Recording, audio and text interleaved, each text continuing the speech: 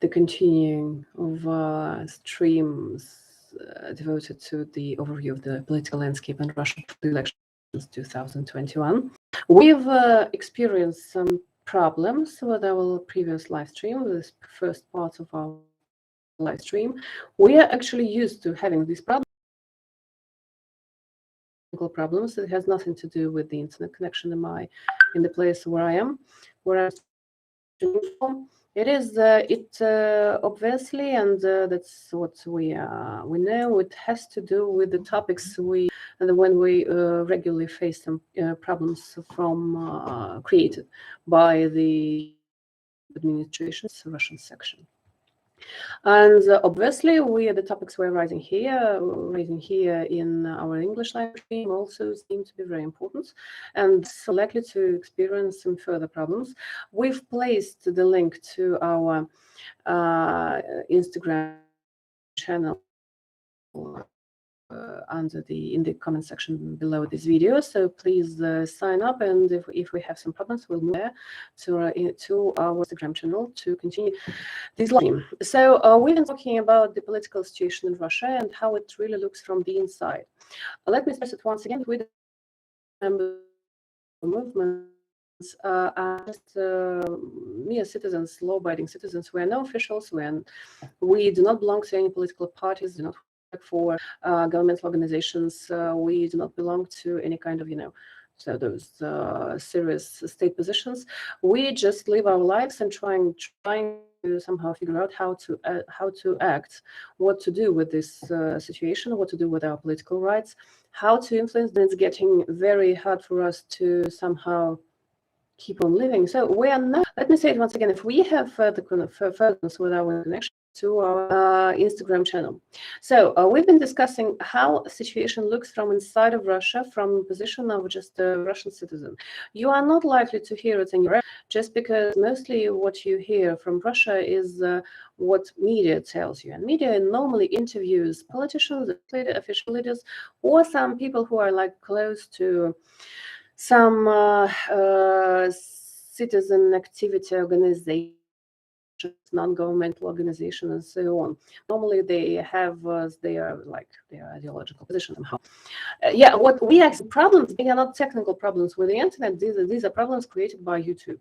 The YouTube administration, or the Russian section of the YouTube administration, creates for us so that we couldn't stream here further on, because they have no reason to ban our channel right now. Speaking about things we are discussing here and presenting to you, really dangerous with this. So these are things which are dangerous for YouTube, because YouTube is part of the global agenda, and Russian administration is also part of this global agenda. And Russian Federal Security Service and all the security services of the world, they're also part of this agenda, and but it's no conspiracy at all right now.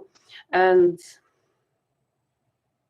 we can provide proof, if needed, to all the things we claim. We are claiming here things we experienced personally, things we've been through, things we've met with during our political activities, starting our political activity in 2017. And thus we've seen a lot of experienced laws, and being no officials without what really it is like and what problem a person is facing, trying to somehow influence the situation.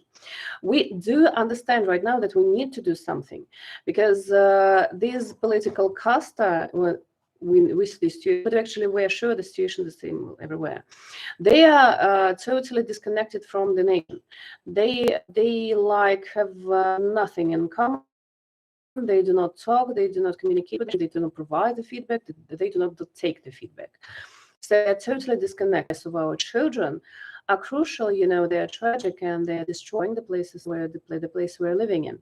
And that is why we're very serious and very particular about what we do in politics. And what we are talking about and why we are talking about Russian political landscape, because it has to do with what is really happening.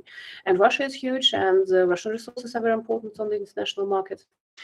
Unfortunately, Russian specific services, special services, are also playing some parts on the international political arena, and thus we understand that it's very important to provide information about what is really happening in Russia. So hopefully we will manage to somehow finish our stream here and provide you some idea. But if not, we will move to the Instagram.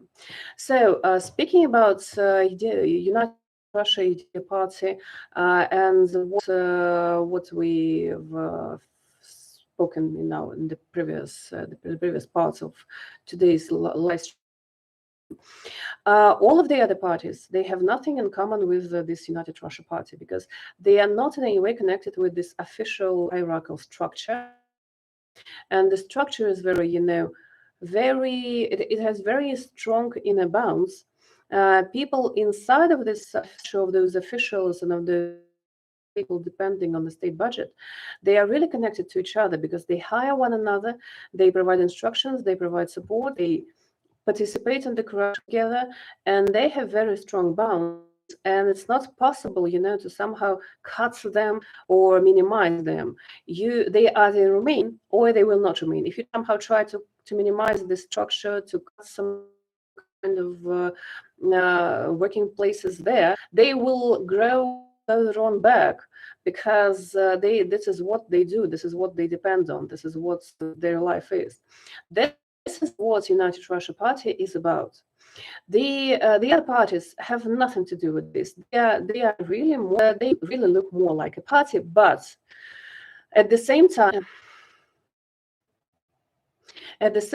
they all depend on the Kremlin administration. And right now they do. There is some competition among them. How this is a real ideological approach that current Kremlin administration implements. None of them truly questions the basic ideas Russia is developing upon, so to speak. They follow the same idea, they follow the same understanding on what is good and what is bad, the same understanding of figures, of statistics, of demography and all that. They just somehow change technical details or say that we will present different people. We will just place different leaders, we will place different people on the position of Minister for Economic Development or something, but they do not question the ideological background. The situation among the nation, as we've said already, people do not trust Putin. Not that people do trust Putin. People, and if you think that people love communist ideas and they do support Communist Party, this is not true. People do not support the Communist Party. People used to think that communism is a better idea than the capitalism. And communism is like a true natural opposition to capitalism. And that is why the Communist Party has always got a lot of support from the citizens, just being the normal natural opposition of the capitalistic ideas which are implemented by the current regime. Unfortunately, the Communist Party follow on all these communist ideas. And first of all, they included a Russian oligarch, Grudinin, into the party, him a candidate for the presidential elections, which, somehow is killing of the communist idea if you are supporting an oligarch. And he is not a good one. He's not just an evil one. He has his connections with Donald Trump, always about sect to Putin. So this is not like he's an independent person at all. Election campaign 2021, they are putting all these forces, all the support of the trying to act these Mr. Grudinin's offshore forces, somehow supporting him so that he wouldn't be prosecuted and would be really a candidate. He's not a candidate anymore. But anyway,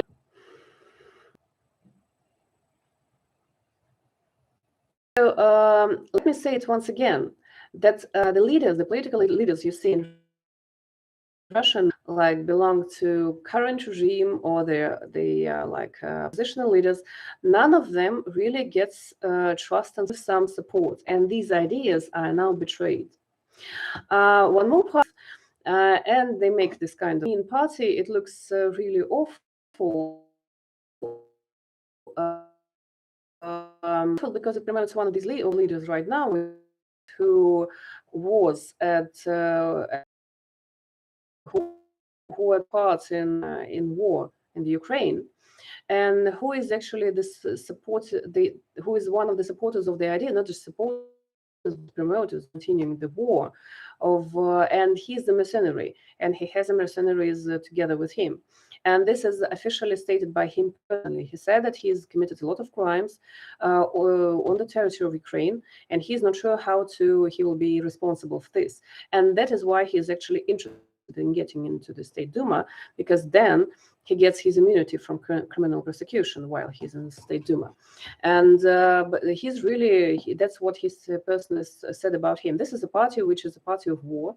The party which the people, the members of this party, who started war in the Ukraine, they are likely to start such war at any place, because that is what they do. That is what the idea is.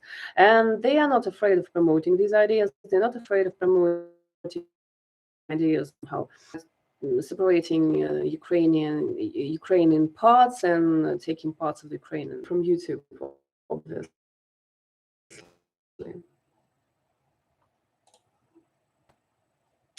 So we've members of our movement spoke to people from the police, from the investigation team, and they behaved if they really supported this party than this person, unfortunately.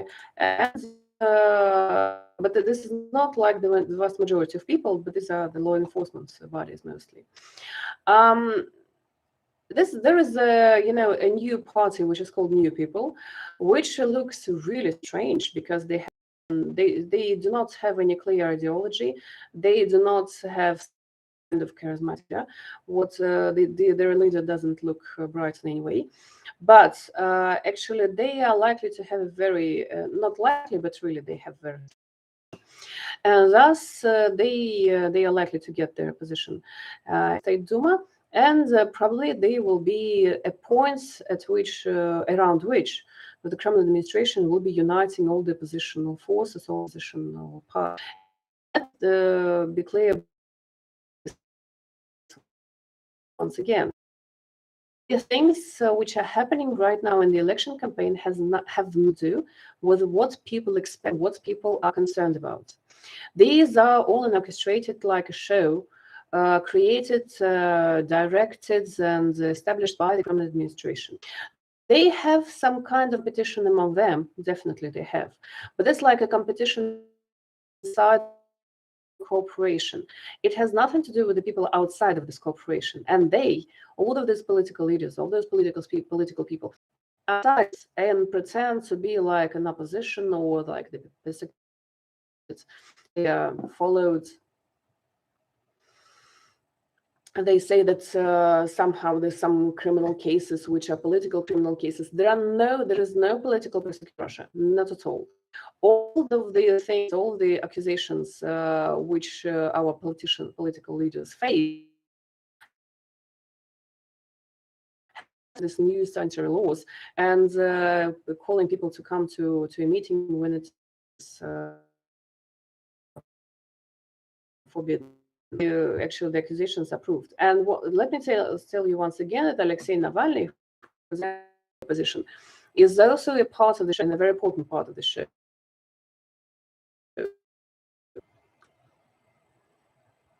So what we are now discussing is a political escape.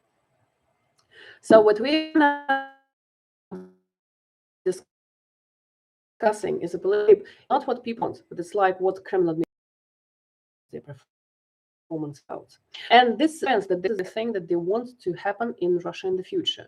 It's not what people want. But Russia is the influence of the pro-Muslim. We have a new party which has been established by a Masonic lodge, which is true. This is not conspirology. This is a very official published information.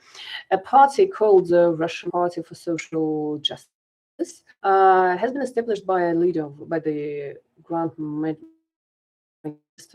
of Russia, which shows how serious the influence of the free. Despite the fact that they not kind of stress this, they actually, and the leader of this party, Maxim, they actually, and the leader of this party, Maxim Shevchenko, and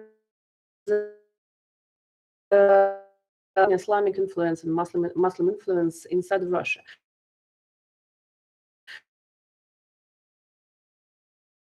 We are a multinational country. We have different religions over our country, but Russia has been created as a state by Orthodox Christians, and it's never been like Islamic influence has never been leading and has never been such an importance on the state level, but now it is becoming so. And considering the connections and the work Maxim Shevchenko has had with Muslims in Russia and Muslims diasporas from people from Azerbaijan, it's likely to have a more growing influence of this religion over the internal politics. We are more concerned about internal politics. And considering the situation in Afghanistan,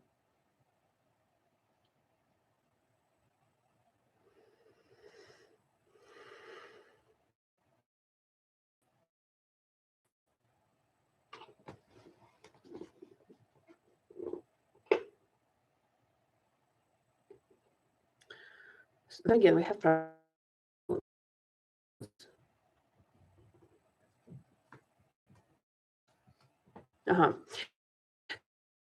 Considering the situation in Afghanistan, we are, I'm afraid, what will be facing is a huge number of those people from Afghanistan, Russia, with and settling here around larger cities, because this is where money is larger cities. And we have now a migrant crisis with, I didn't get it, Helena. So this is because of this violence, because of their coming here, because of this,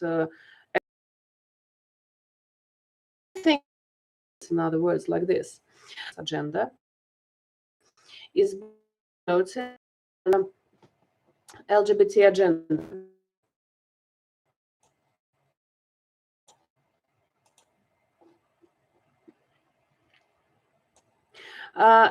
Is it possible to hear me here right now? Is it okay with this trip? Should I?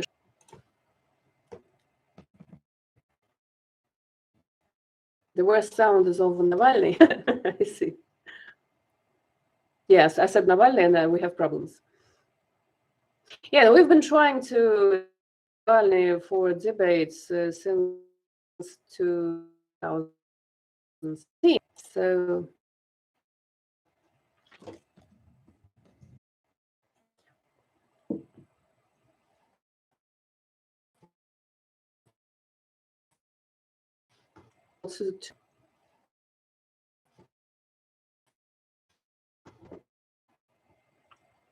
I get comments that it's impossible to hear what I'm saying here. So probably we should be moving to Instagram. We'll fix it further on as it normally does. Uh, the stream leaves this like smooth stream, but I just don't know.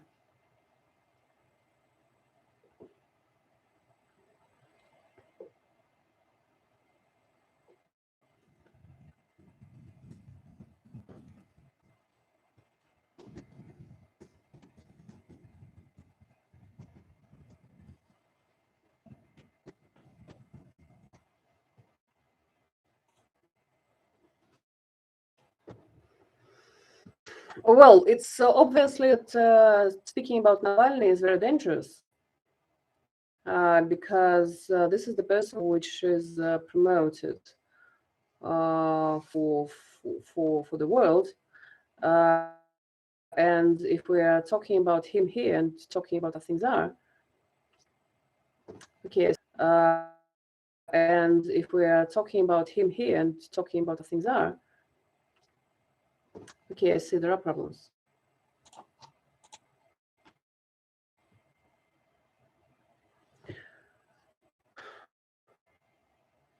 Will will upload our stream here after the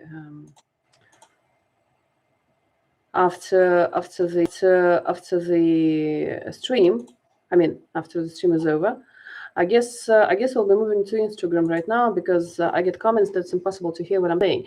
So we have from 1 to 5 viewers here on our English language channel, and we see that our streams, the information we are providing here, our streams, the information we are providing here is so dangerous to this current global agenda that we are having here. Right now.